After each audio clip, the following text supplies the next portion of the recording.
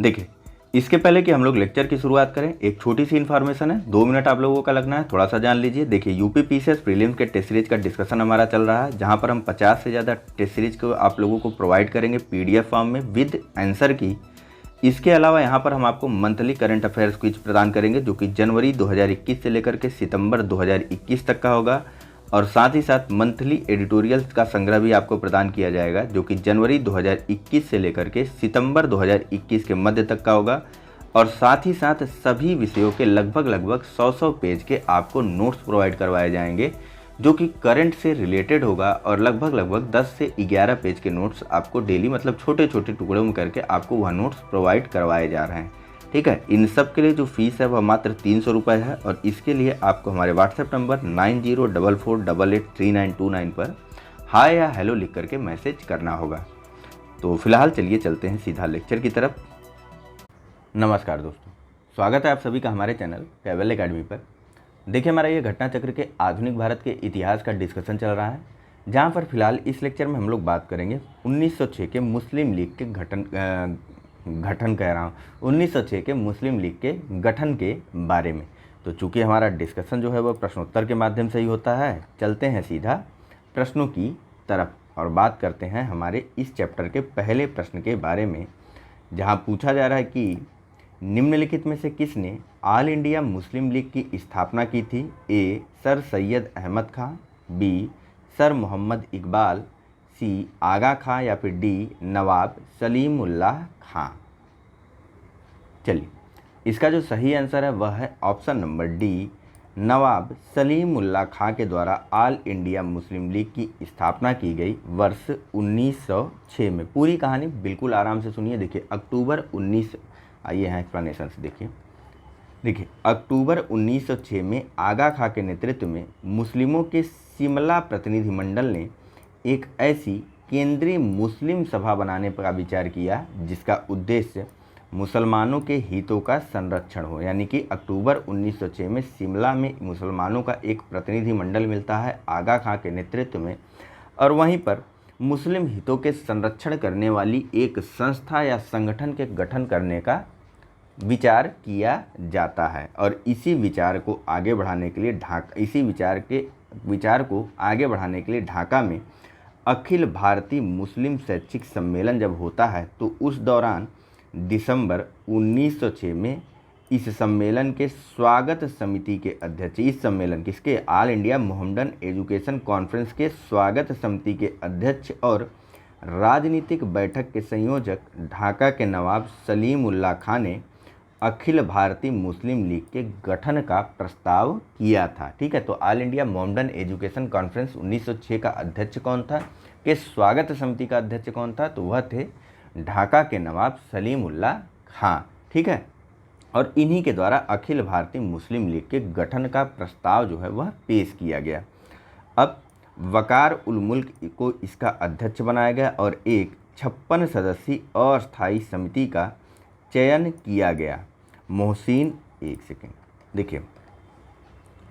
मोहसिन उल मुल्क तथा वकार उल मुल्क को संयुक्त रूप से संगठन का सचिव नियुक्त किया गया और लखनऊ में मुस्लिम लीग का मुख्यालय बनाया गया और आगा खां को इसका प्रथम अध्यक्ष बनाया गया। ठीक है, अब आंसर कैसे सिलेक्ट करना है आपको, तो देखिए, अगर विकल्प में इन 3 नामों, यानी कि क्या कहते हैं, आगा खां, मोहसिन उल मुल्क, वकार उल मुल्क, इन 3 के नामों का अगर क्रम आ जाए कि तो किस प्रकार से आपको अपना आंसर चुनना है वह देख लीजिए। तो देखिए,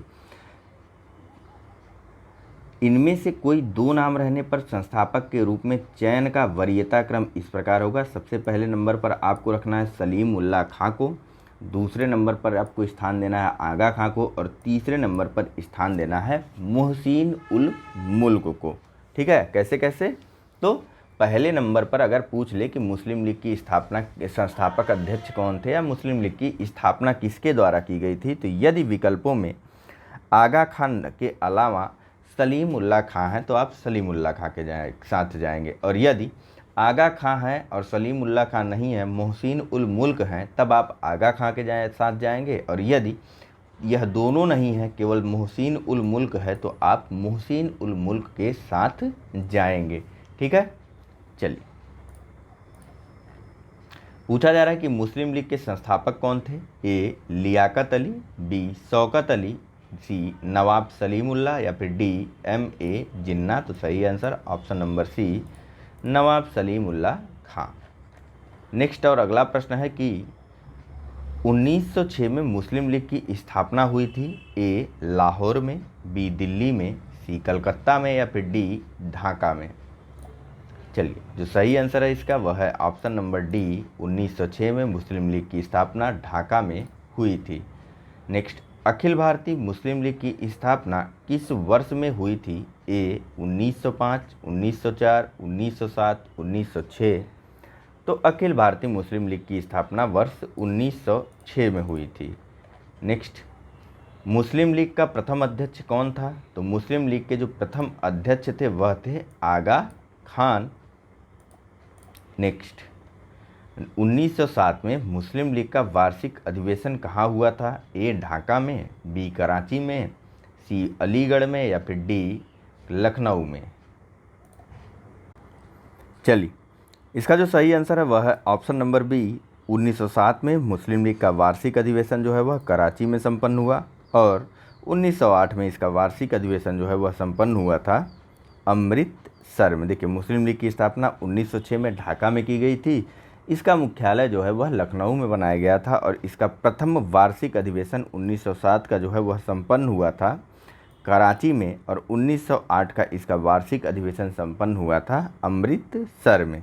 फिलहाल नेक्स्ट प्रश्न, मुस्लिम लीग ने अपना वार्षिक अधिवेशन नियमित रूप से प्रारंभ किया था। ए 1916 ईस्वी से, बी 1919 ईस्वी से, सी 1924 ईस्वी से, डी 1925 ईस्वी से या फिर ई उपर्युक्त में से कोई नहीं या उपर्युक्त में से एक से अधिक। चलिए, फिलहाल इसका जो सही आंसर आयोग ने माना है वह हम उसी के साथ चलेंगे। इसका सही आंसर है ऑप्शन नंबर डी 1925। ठीक है, बिहार लोक सेवा आयोग का यह प्रश्न है। देखिए, अखिल भारतीय मुस्लिम लीग की स्थापना दिसंबर 1906 में हुई थी। इसके संस्थापक ढाका के नवाब सलीमुल्लाह थे और वर्ष 1907 में मुस्लिम लीग का वार्षिक अधिवेशन कराची में और 1908 में इसका वार्षिक अधिवेशन अमृतसर में संपन्न हुआ था। इसके बाद मुस्लिम लीग के अधिवेशन अनियमित रूप से देश के विभिन्न शहरों में आयोजित होते रहे थे। नेक्स्ट और अगला प्रश्न है कि कथन और कारण के रूप में यह प्रश्न है। ठीक है, तो कथन ए है कि लीग ने कांग्रेस के मुस्लिम जनता के साथ मिलकर उद्देश्य पूर्ति में लगाने के अधिकार को मानने से मना कर दिया। कारण आर है कि वैसा अधिकार अकेले मुस्लिम लीग का ही था। नीचे दिए कूट से सही उत्तर का चयन करना है। कूट है ए और आर दोनों सही हैं तथा आर ए की सही व्याख्या है। बी ए तथा आर दोनों सही हैं परंतु आर ए की सही व्याख्या नहीं है। सी ए सही परंतु आर गलत है और डी ए गलत परंतु आर सही है। चलिए, जो सही आंसर है इसका वह है ऑप्शन नंबर सी ए सही परंतु आर गलत है। लीग ने कांग्रेस का यह प्रस्ताव अस्वीकार कर दिया था कि चलो मुस्लिम जनता को भी साथ में ले करके देश के लिए जो उद्देश्य है वह उसकी पूर्ति करने का प्रयास करते हैं, जैसे स्वदेशी, स्वशासन, स्वराज्य, बहिष्कार, इस प्रकार के कार्यों का जो है शुरुआत करते हैं। एक साथ मिल करके आप मुस्लिम जनता के साथ मिल करके प्रयास करो और हम जो है अन्य लोगों को मिल करके एक साथ मतलब मिल करके दोनों लोग, दोनों समुदाय या दोनों संगठन जो है वह अपने प्रयासों को आगे बढ़ाते हैं। लेकिन मुस्लिम लीग यह अधिकार सिर्फ और सिर्फ समझती थी कि हमारा ही है, कांग्रेस का नहीं है। मुसलमानों का एकमात्र प्रतिनिधित्व करने वाली संस्था अपने आप को मुस्लिम लीग मानती थी, जबकि ऐसा नहीं था। ऐसा अधिकार केवल मुस्लिम लीग का ही नहीं था। ठीक है, देखिए देखिए लीग ने कांग्रेस के मुस्लिम जनता के साथ मिलकर उद्देश्य पूर्ति में लगाने के अधिकार को मानने से इनकार कर दिया, क्योंकि लीग अपने आप को मुसलमानों का प्रतिनिधित्व करने वाली एकमात्र संस्था मानती थी। लेकिन यह अधिकार अकेले मुस्लिम लीग का तो नहीं था ना। नेक्स्ट और अगला प्रश्न है, पूछा जा रहा है कि भारतीय स्वाधीनता संघर्ष के संबंध भारतीय स्वाधीनता संघर्ष के संदर्भ में निम्नलिखित में से कौन सा कथन सही नहीं है? ए, हकीम अजमल खान राष्ट्रवादी तथा चरमपंथी अहरआर आंदोलन शुरू करने वाले नेताओं में से थे। बी, भारतीय राष्ट्रीय कांग्रेस के संगठन के समय सर सैयद अहमद खान ने इसका विरोध किया था। सी, 1906 में गठित अखिल भारतीय मुस्लिम लीग ने बंगाल के विभाजन और अलग निर्वाचक समूह बनाए जाने का प्रबल विरोध किया था। या डी, मौलाना बरकतुल्लाह और मौलाना अब्दुल्ला सिंधी काबुल में भारत की अंतःकालीन सरकार का गठन करने वालों में से थे। चलिए, फिलहाल इसका जो सही आंसर है वह है ऑप्शन नंबर सी कि 1906 में गठित अखिल भारतीय मुस्लिम लीग ने बंगाल के विभाजन और अलग निर्वाचन समूह बनाए जाने का प्रबल विरोध नहीं बल्कि समर्थन किया था। बाकी अन्य तीनों कथन जो है वह सही हैं। ठीक है, आइए एक्सप्लेनेशन देखते हैं। देखिए, लॉर्ड कर्जन की प्रेरणा से ढाका के नवाब सलीमुल्लाह ने बंगाल विभाजन समर्थक आंदोलन का नेतृत्व किया था और इन गतिविधियों की पृष्ठभूमि में ही 30 दिसंबर 1906 में ढाका में एक अखिल भारतीय मुस्लिम लीग या फिर यूं कह लीजिए तो ढाका में एक बैठक आयोजित की जाती है जिसका नाम था अखिल भारतीय मुस्लिम शैक्षिक सम्मेलन या फिर all India Mohammedan education conference, जिसमें अंततोगत्वा मुस्लिम लीग नामक एक राजनीतिक संस्था या राजनीतिक संगठन के गठन अथवा स्थापना का निर्णय लेते हुए आगा खां को इसका प्रथम अध्यक्ष बनाया गया और लखनऊ में इस संगठन का मुख्यालय बनाया गया। ठीक है, इस संगठन के 3 उद्देश्य थे। पहला, ब्रिटिश सरकार के प्रति मुसलमानों में निष्ठा बढ़ाना। दूसरा, लीग के अन्य उद्देश्यों को बिना दुष्प्रभावित किए अन्य संप्रदायों के प्रति कटुता की भावना को बढ़ने से रोकना। और तीसरा, मुसलमानों के राजनीतिक अधिकारों की रक्षा और उनका विस्तार करना। नेक्स्ट और अगला प्रश्न है कि 1906 में मिंटो से शिमला में मिले मुसलमानों के शिष्टमंडल ने प्रार्थना की। ए, मुसलमानों के लिए पृथक निर्वाचक वर्ग। बी, संयुक्त निर्वाचक वर्ग। सी, हिंदुओं को अधिक प्रतिनिधित्व देने के लिए। या डी, मुसलमानों को मनोनयन द्वारा विशेष प्रतिनिधित्व देने के लिए। चलिए, जो सही आंसर है वह है ऑप्शन नंबर ए, मुसलमानों को पृथक निर्वाचक वर्ग में रखने के लिए 1906 में मिंटो से मिले थे शिमला में मुसलमानों का एक शिष्टमंडल। देखिए, 1 अक्टूबर 1906 को आगा खां के नेतृत्व में मुसलमानों का एक शिष्टमंडल तत्कालीन वायसराय लॉर्ड मिंटो से शिमला में मिलता है।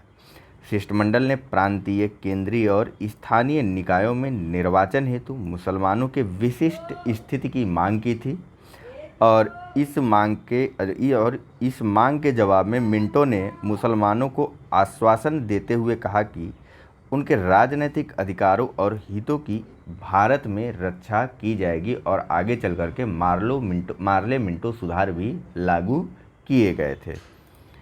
नेक्स्ट और अगला प्रश्न है कि सन 1908 में अखिल भारतीय मुस्लिम लीग की एक लंदन शाखा की स्थापना हुई। ए, आगा खां की अध्यक्षता में। बी, अमीर अली की अध्यक्षता में। सी, लियाकत अली खान की अध्यक्षता में। या फिर डी, मोहम्मद अली जिन्ना की अध्यक्षता में। चलिए, जो सही आंसर है वह है ऑप्शन नंबर बी, अमीर अली की अध्यक्षता में 1908 में अखिल भारतीय मुस्लिम लीग की एक लंदन शाखा की भी स्थापना की गई थी। ठीक है, नेक्स्ट और अगला प्रश्न है और इस चैप्टर का अंतिम प्रश्न है कि मुसलमान यदि खुश और संतुष्ट हैं तो भारत में ब्रिटिश शक्ति का महत्तम बचाव होगा, यह किसने लिखा? A, Herbert Risley. B, Lord Lytton. C, W Hunter. D, H N. Brailsford. E, उपर्युक्त में से कोई नहीं या उपर्युक्त में से एक से अधिक। यह स्टेटमेंट एक बार पहले भी आ चुकी है यह प्रश्न। ठीक है, जब हम लोग गवर्नर जनरल और वायसराय को पढ़ रहे थे वहाँ पर था शायद यह। फिलहाल इसका जो सही आंसर है वह है option number C, W Hunter ने अपनी पुस्तक द इंडियन मुसलमान में इस प्रकार का स्टेटमेंट दिया था या ब्रिटिश सरकार को यह सलाह दी थी कि यदि भारत के मुसलमान खुश और संतुष्ट हैं तो भारत में ब्रिटिश शक्ति का महत्तम बचाव होगा, यानी समय आने पर वह भारत ब्रिटिश सत्ता को बचाएंगे भी। ठीक है। पुस्तक का नाम था द इंडियन मुसलमान। पुस्तक के लेखक थे W हंटर। आइए अगला चैप्टर भी देख लेते हैं। यह चैप्टर का नाम है मार्ले मिंटो सुधार। प्रश्नोत्तर के माध्यम से ही डिस्कशन होता है, तो चलते हैं सीधा प्रश्नों की तरफ। मार्ले मिंटो सुधार में देखिए, जिसका नाम पहले आए वह होता है भारत का सचिव, और जिसका नाम बाद में आए वह होता है भारत का वायसराय किसी भी सुधार में। ठीक है, तो इस चीज़ को ध्यान में रखिएगा। पहला नाम हो गया, मार्ले जो थे वह क्या थे, भारत सचिव थे, और मिंटो जो थे वह क्या थे, भारत के वायसराय थे। यहाँ पे देखिए, मार्ले मिंटो सुधार बिल किस वर्ष में पारित किया गया? ए 1905, बी 1909, सी 1911 या फिर डी 1920।